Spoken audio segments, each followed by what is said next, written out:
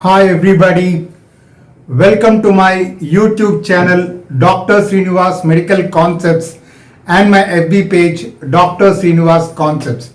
This is Dr. Sreenivas, neurologist from Andhra Pradesh, India. I am also the medical author of the book Focused Neurology. Today we'll talk about a very interesting topic, the autonomic nervous system.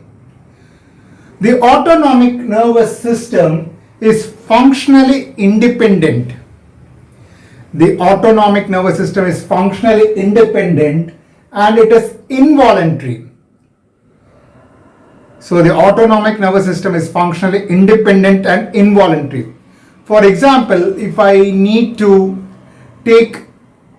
lift dumbbells, it is an automatic, it is a voluntary movement. I need to put effort, contract my striated muscles and then lift the dumbbells. So it becomes a voluntary movement. But for example, the heart beating, trying to contract the heart is not under human beings' control. So this becomes involuntary. So all the structures which are not under voluntary control, which are involuntary, comes under the umbrella of the autonomic nervous system.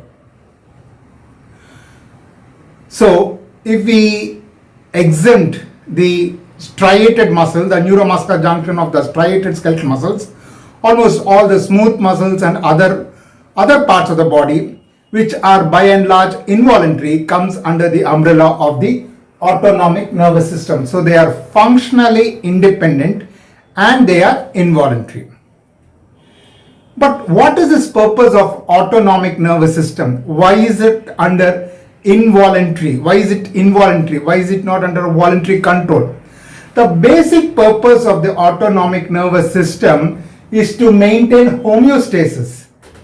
So the basic purpose of the autonomic nervous system is to maintain homeostasis. That is the constancy of the internal environment of the body.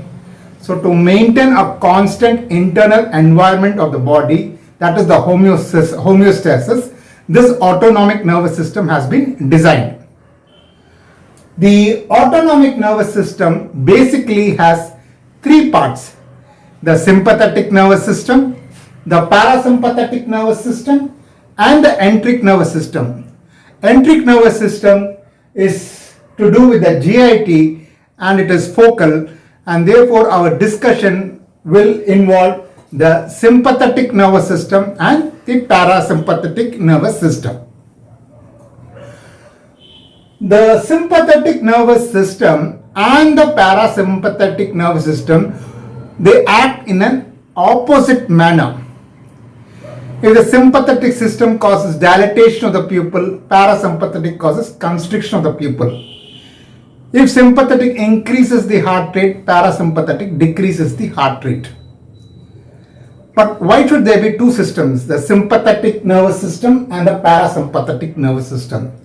It seems that nature has designed the sympathetic nervous system for fight or flight, and the parasympathetic nervous system for rest and digest. So sympathetic nervous system is basically meant for fight or flight. The moment something stressful is there, you want to run away from the situation, the sympathetic nervous system comes into action. So there's dilatation of the pupil, you need more light to come into your eye. There is dilatation of the bronchus, you need more oxygen. The heart has to contract fast so that the blood pressure is increased, pulse rate is increased. And there is contraction of the vessels of the GIT and the skin so that the blood is diverted to the muscles of the skeletal system for you to run. So all these activities are designed for fight or flight, the sympathetic nervous system. On the other hand, the parasympathetic nervous system has been designed for rest and digest. So when we take rest, we conserve energy.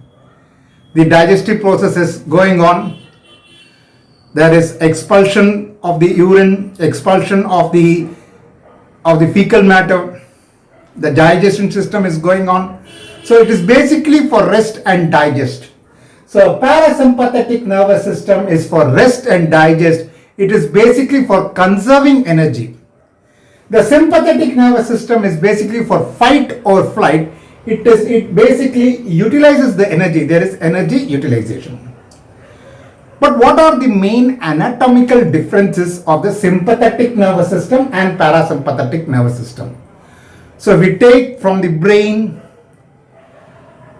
the brainstem, spinal cord, the cranial part, that is the rostral part of the central nervous system, the cranial part, the midbrain pons and medulla oblongata, and the sacral part, S2, S3, S4. The craniosacral part is the parasympathetic.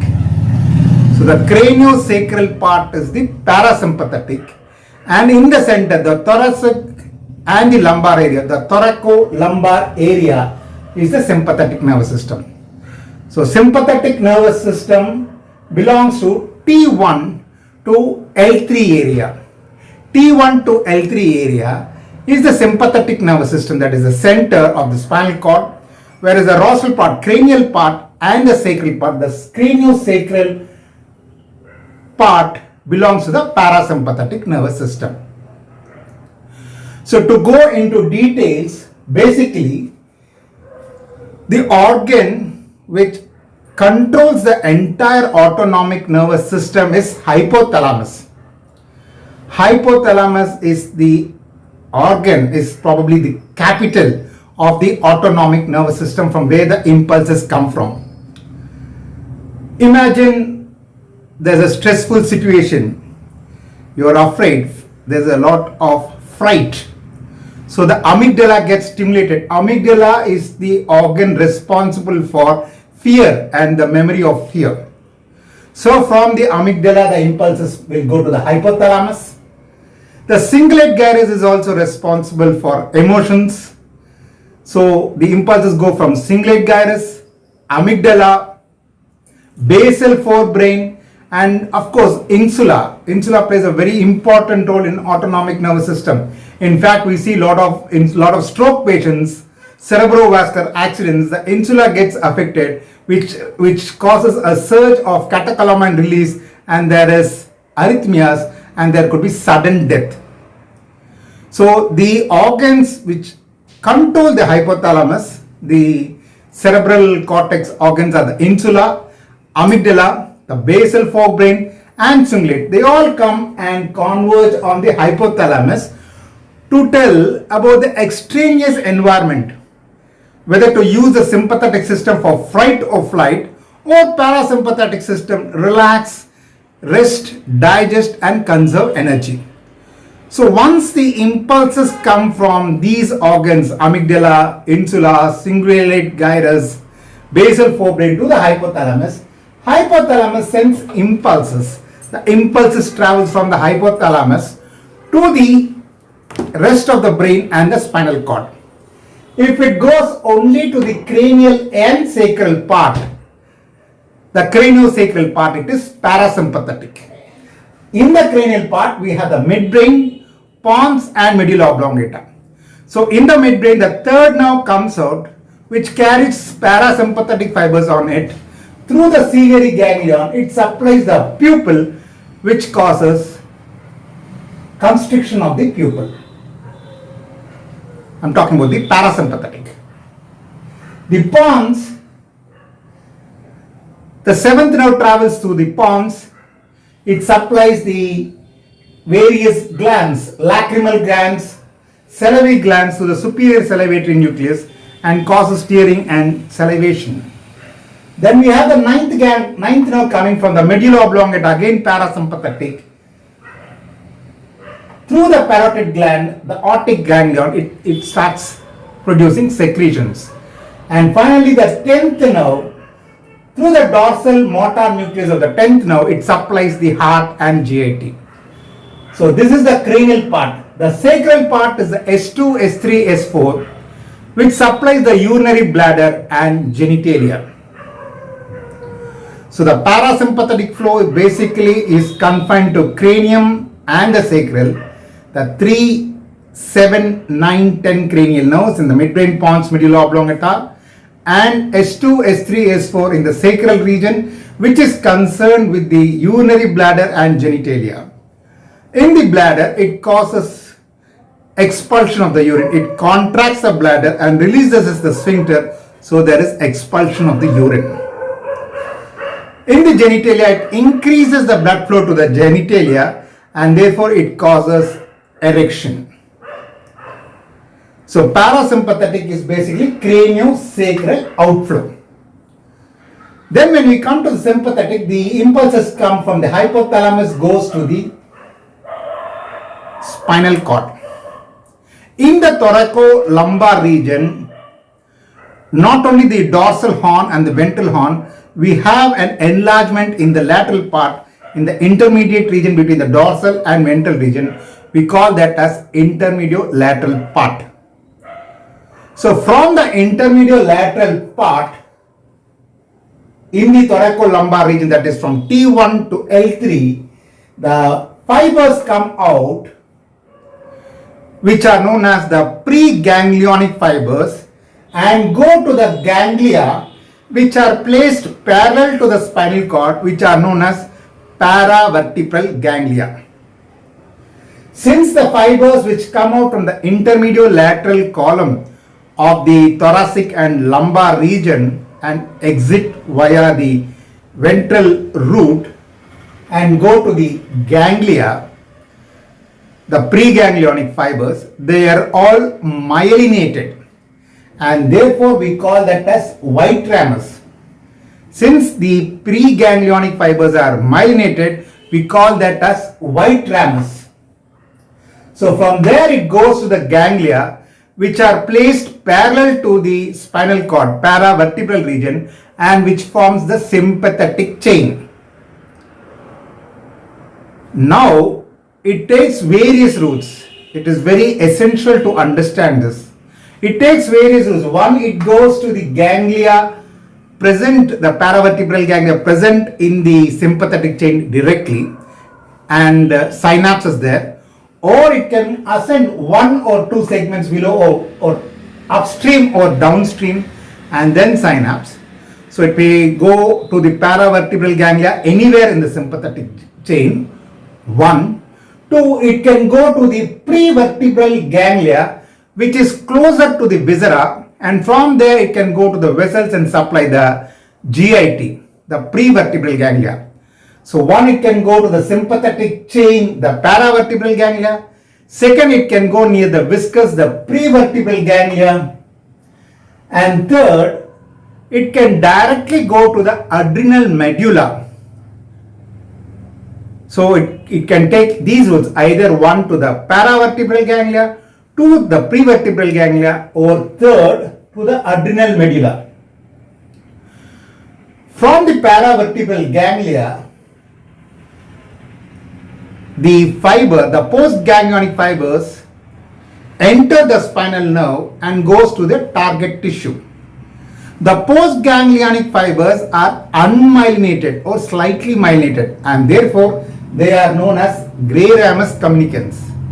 The preganglionic fibers are well myelinated and therefore they are known as white ramus communicants. The postganglionic fibers are least myelinated or unmyelinated and therefore they are called as the grey ramus communicants. They ascend and via the spinal nerve, they go to the target organ, whichever has got adrenergic receptors, it reacts with it. So this is about the sympathetic nervous system. Right. Continuing it, the adrenal medulla, I said it goes directly to adrenal medulla. From the adrenal medulla, the chemical which gets released is adrenaline. In other areas, the prevertebral ganglia, paravertebral ganglia, which goes to the receptors, they release noradrenaline and they are focal or local. They only supply that particular region. Whereas when the adrenal is released from the adrenal medulla, it goes into the circulation and goes in a diffuse manner all over the body. So the sympathetic, finally the sympathetic output is adrenaline from adrenal medulla, which enters the circulation and circulates in the entire body. Second is the noradrenal medulla, which is released from the postganglionic fibers of the respective organs, where noradrenaline is released, but it acts focally. But it can go up and down the paravertebral ganglia, and therefore that also can spread a bit. So sympathetic nervous system can have activity on the organs of the body in a diffuse manner. It is not confined to a particular area. It can have effect on multiple organs. Right.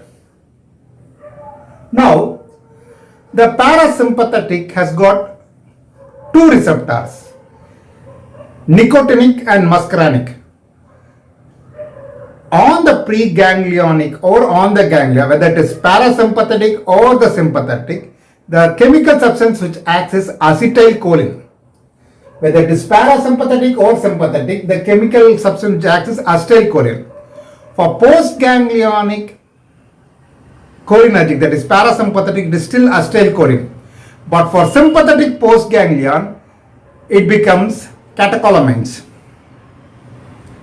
But one exception is that the postganglionic fibers of the sympathetic nervous system supplying the sweat glands is again acetylcholine.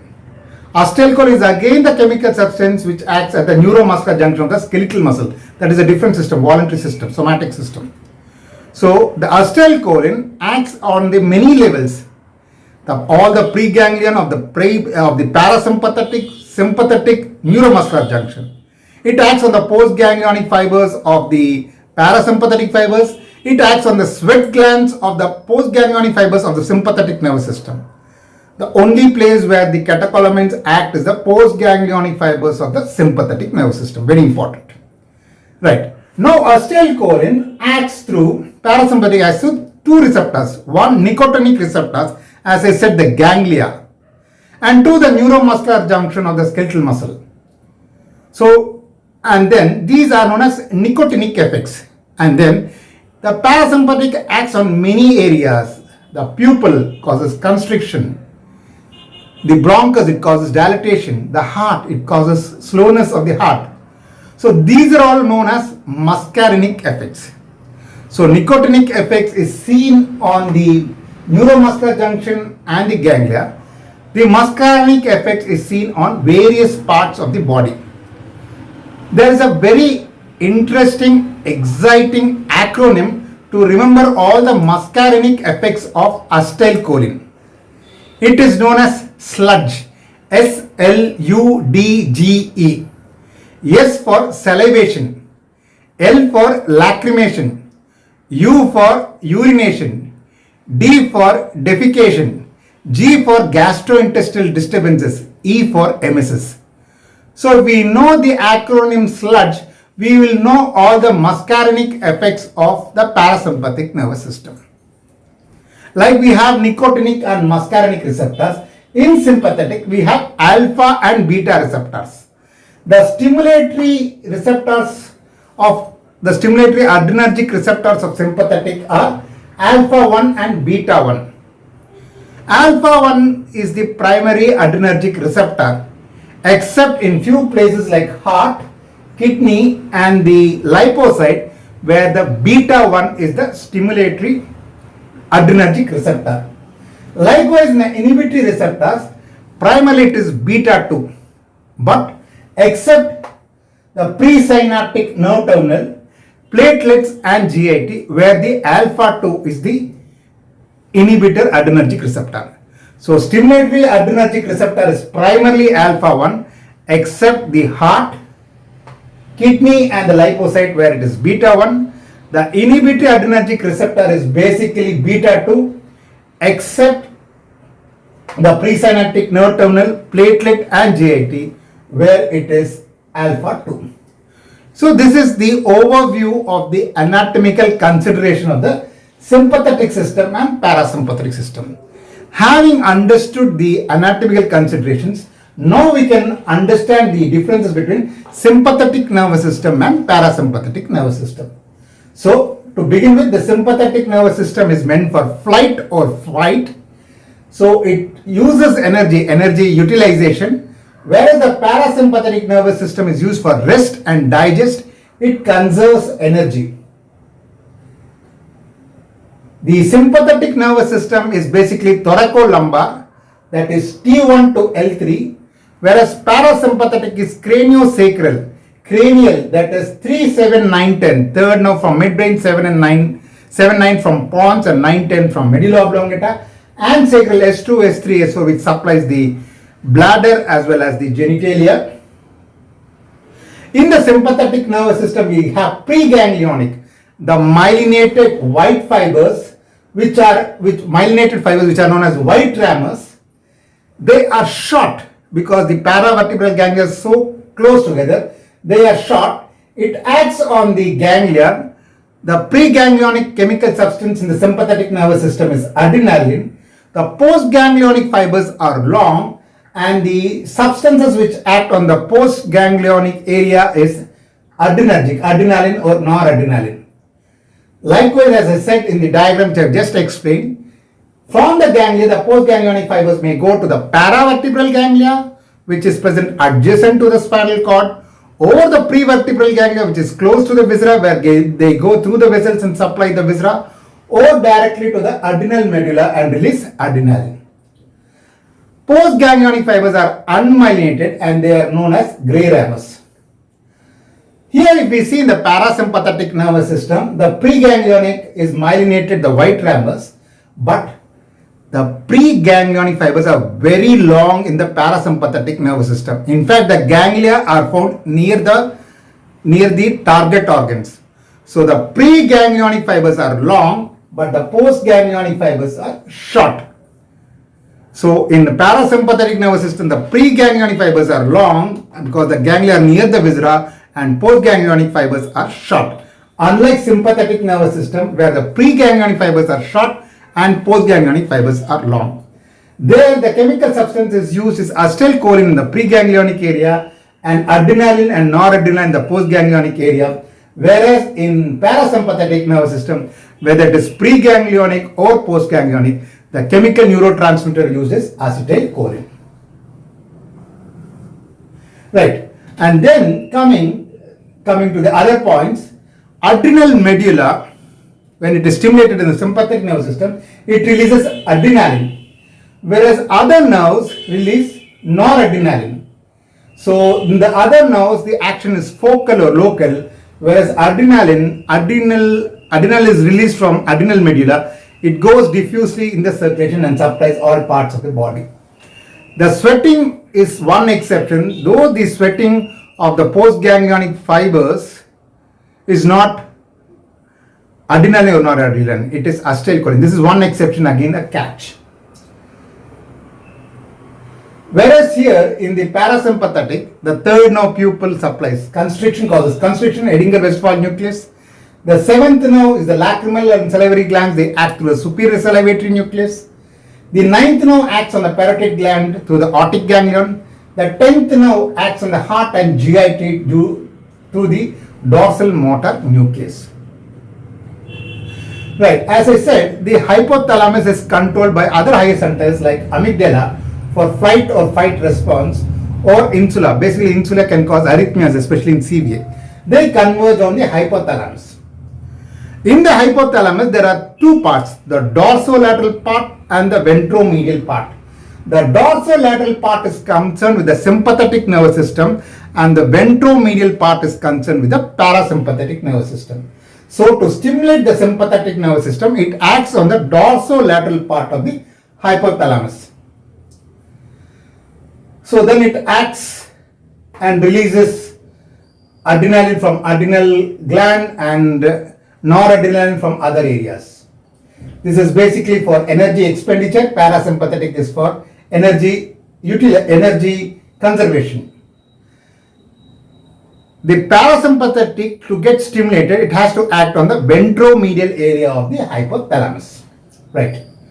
Now, having understood the anatomical and physiological consideration of the sympathetic and parasympathetic, let's see the functions of sympathetic and parasympathetic. they act in an opposite manner. Sympathetic increases. Remember always when we think of sympathetic, it is used for fight or flight. You are trying to run away from the situation. So you need a surge of adrenaline. And what are the effects which you will see in a person who is trying to go away from a stressful situation, who wants to face a stressful situation? The heart rate and the blood pressure increases. The the fatty acids get converted to glucose because energy is needed. Pupil is dilated, you need more light to see and then run.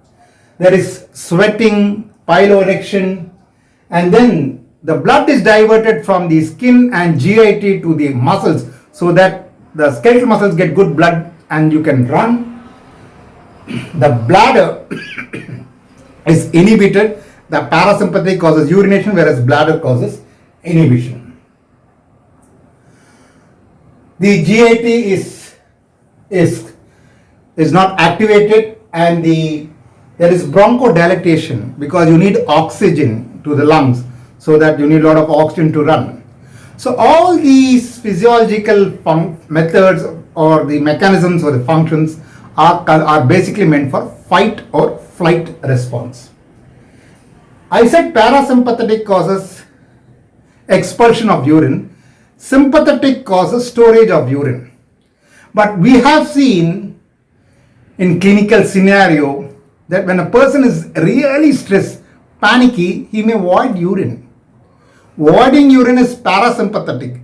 So how do we explain in a stressful situation where the sympathetic nervous system is overacting and there should be storage of urine? Instead, sometimes we see expulsion of the urine. Generally, we see storage of urine in stressful situation. But if a person is really panicky, there could be a complicated and a contrasting events occurring where persons may void urine. This is not well known, the mechanisms, but when it is overstimulated, when there's a real panicky situation, persons may even void urine. Yeah, the functions of the parasympathetic are just the opposite of what we've been discussing on the sympathetic. Right. Afferents. So far we've been talking about the visceral efferents. Let's talk about afferents. The sympathetic afferents, they travel through the pain pathways and they convey the pain from the visceral organs. So we can get referred pain. For example, if diaphragm is involved, C3, C4, 5, the pain may be referred to the shoulder.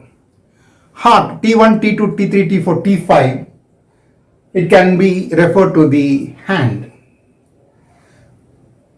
In the vagus nerve, the afferents are the vessels, the carotid vessels, the amount of oxygen or carbon dioxide in the blood or the stretch receptors on the bronchus. They convey the chemical environment of the body to the vagal nerve afferents, and then it acts accordingly. One example is that when there's a raised intracranial tension, they could really go and impinge on the medulla oblongata, and therefore it can get stimulated. We all know that vagus nerve, when it gets stimulated, parasympathetic overactivity will be there. So there will be bradycardia, there will be compensatory hypertension, and there will be irregular respiration, which you call it as Cushing's reflex. So sympathetic afferents, the pain, the referred pain.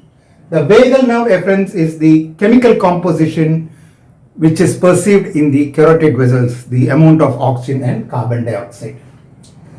The sympathetic by and large acts in a diffuse manner because the adrenaline released from adrenal medulla enters the circulation and spreads diffusely, whereas the parasympathetic, usually the postganglionic fibers are short, they act focally.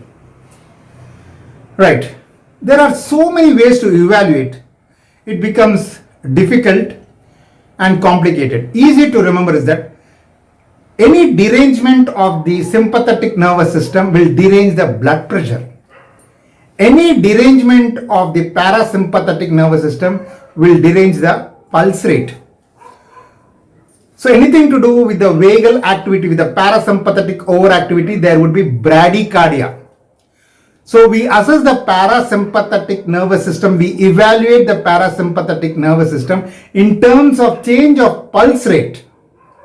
So there will be change of pulse rate either to the respiration or to the posture or to any other physiological stimuli. So the change in pulse rate correlates better with the parasympathetic nervous system. Likewise, the change in the blood pressure correlates better with the sympathetic nervous system. And therefore, if there are changes in the blood pressure, it is to do with the sympathetic nervous system. And if there are changes in the heart rate, it is to do with the parasympathetic nervous system. So how do we examine or confirm the autonomic nervous system involvement? The simplest bedside test is postural hypotension. You measure the blood pressure on supine when the person is sleeping. Ask the person to get up. After about say 3 minutes, you again check the blood pressure. Generally, there is a drop of systolic blood pressure and a diastolic pressure. But the drop is less than 20 systolic and then 10 diastolic, and the pulse rate also does not increase beyond 30. So if there is a drop of blood pressure significantly more than 20 systolic, more than 10 diastolic, and an increase in heart rate more than 30, that indicates person is having autonomic nervous system involvement. So the simplest bedside test to assess the autonomic nervous system activity, whether autonomic nervous system is deranged or not, is by checking out on the postural hypotension. If on standing, the systolic blood pressure decreases more than 20 and diastolic pressure more than 10, it indicates that there is an autonomic nervous system involvement. But a very definite way or an objective way of assessing autonomic nervous system is by Valsalva activity, Valsalva manual. This is forced expiration against a closed glottis. So when there's a forced expiration against closed glottis, you can use the sphygmomanometer where you raise the blood pressure to 40 and then allow it to be there for a few minutes and then check the variations. Check and measure the blood pressure. In the phase 1, since there is an increase in intrathoracic pressure, it goes and constricts the vessels and there is an increase in blood pressure.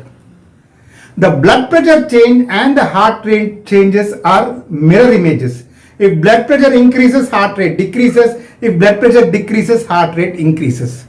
So in the phase 1, when there is an increased intrathoracic pressure, it constricts the vessels, intrathoracic vessels, and therefore there is a blood pressure elevation. So it is automatically followed by a decrease in heart rate. In the phase 2, there is a decrease in venous return to the heart and therefore there is a decrease in blood pressure. So there is a compensatory increase in heart rate. We call that as tachycardia. So in phase 2, we have a tachycardia. In phase 3, again what happens? There is a decrease in intrathoracic pressure. So there is a decrease in constriction of the vessels. So there is a fall in blood pressure. In phase 4, when there is a recovery period, the blood pressure in fact overshoots. So when the blood pressure overshoots, you will have a decreased pulse rate, that is bradycardia. So in phase 2, there was tachycardia. In phase 4, you have bradycardia. So you divide tachycardia by bradycardia. If the ratio is more than 1.45, that means the autonomic nervous system is intact. But if the ratio of tachycardia in the phase 2 by bradycardia in the phase 4 is less than 1.45, that means person is having autonomic nervous system involvement. And of course, the earliest change to be observed in the autonomic nervous system involvement to be seen in the Valsalva manual is the absence of the overshoot of the blood pressure in the phase 4. So absence of overshoot of blood pressure in the phase 4 is one of the earliest findings of autonomic nervous system involvement.